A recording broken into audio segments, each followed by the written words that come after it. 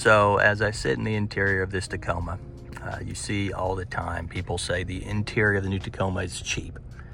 And I usually just want to kind of pass that away and say, whatever, I don't even think you sat in one. I think you're just repeating what you saw on the internet or read on the internet. And by default, you're a fourth gen hater. But if they wanted ammunition to say the interior of the fourth gen is cheap, Toyota gave them a little bit. So let's talk about this real quick. Every fourth gen is like this. It is not by error, it is by design, but there is play right here. However, it does not rattle. You'll never hear it rattle, even on dirt roads or off-roading. It is spring assisted now, but if you push on this, there's play.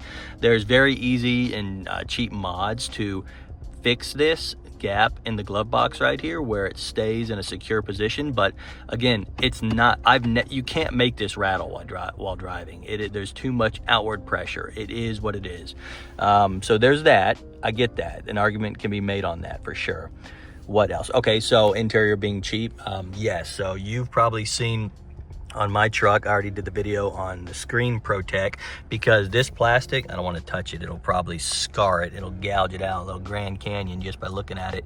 But by default, not this plastic, this little boy right here, and mainly this, are incredibly easy to scratch, just like the third gen. Not this. 1, 2, 3.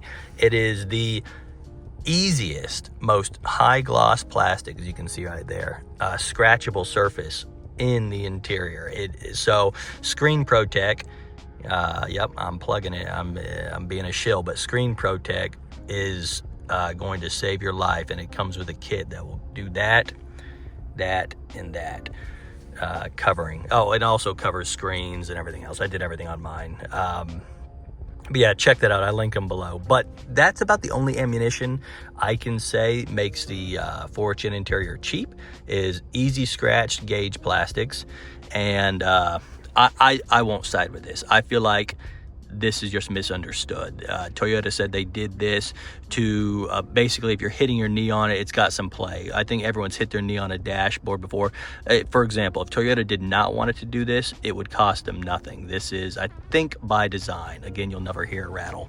The doors have a very good weight and sound to them, significantly better than any previous gen. They feel heavy, but in a good way, as in you're not going to get noise coming through them.